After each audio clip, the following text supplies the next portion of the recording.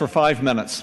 Mr. Speaker, I rise today in support of H.R. 623, the DHS Social Media Improvement Act of 2015. I want to thank the gentleman from Pennsylvania for his management of the bill, and also my good friend and colleague from the state of Indiana, Congressman Carson. Both of us have served in public safety in the past, and so it is especially gratifying that he is managing the bill as well this evening. Social media, as we've heard, is transforming the way the nation is communicating before, during, and after terrorist attacks, natural disasters, and other emergencies.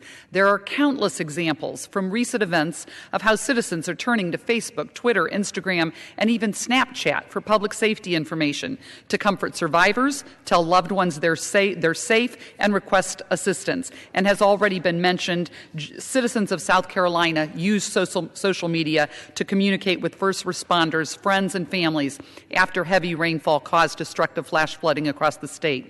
And additionally, a quarter of Americans, let me repeat, a quarter of Americans got information about the devastating terrorist attack at the 2013 Boston Marathon bombing from Facebook and Twitter.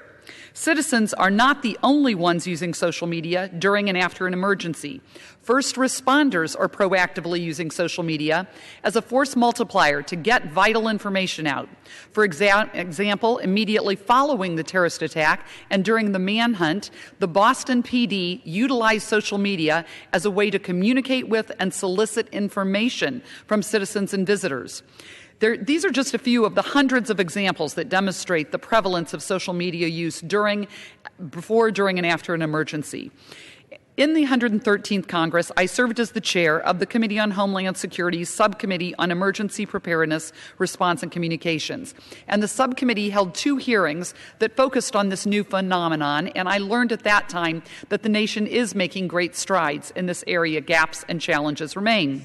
One of the key takeaways, however, was that during and after a terrorist attack, natural disaster, or other emergency, there is still a need for better communication between the public and the private sectors, specifically with how to utilize social media as a communications tool. And so last year I was proud to work with the ranking member, Congressman Payne, to find ways to better utilize social media during disasters by leveraging both public and private resources and experiences. So the bill passed with overwhelming support last Congress, and after reintroduction this Congress, I'm pleased to say in February, the House again resoundingly agreed to its passage.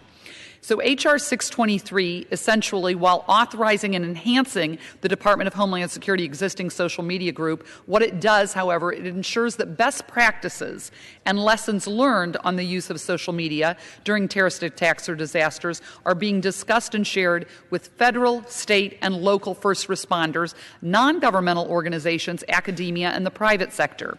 Currently, the virtual social media working group is made up primarily of state and local officials, and they are doing great work in developing guidance. But however, this bill will increase the group's stakeholder participation, particularly among the private sector and the federal response agencies. And so by including private sector groups like Google and Twitter and Facebook, we know it will improve coordination and relief efforts. It also, as we've already heard, it will require the group to submit an annual report to Congress highlighting best practices, lessons learned, and any recommendations. And finally, this bill will require the group to meet in person or virtually at least twice a year and will not be a financial burden on the department. So I appreciate the swift action of the Senate Homeland Security and Governmental Affairs Committee. I especially want to thank Chairman Johnson for his leadership on this issue.